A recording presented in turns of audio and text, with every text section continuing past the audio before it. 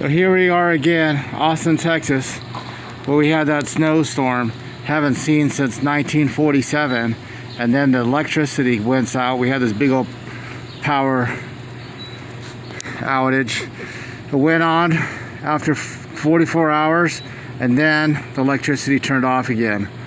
Okay, the power just went on. It's been on for about 20-30 minutes, and I found out that now the water is off. So now we have electricity. We don't know how long this time, and the water is completely off. So we got to conserve whatever water bottles we have, washing our hands and everything like that. I guess worst comes to worst, we could heat snow outside for water.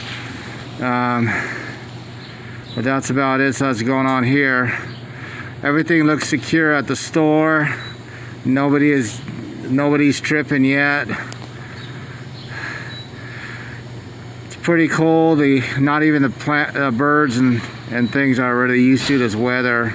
The birds don't even chirp like they used to. They're kind of doing I don't know. I'll be quiet right here and try to see if we can hear any sound.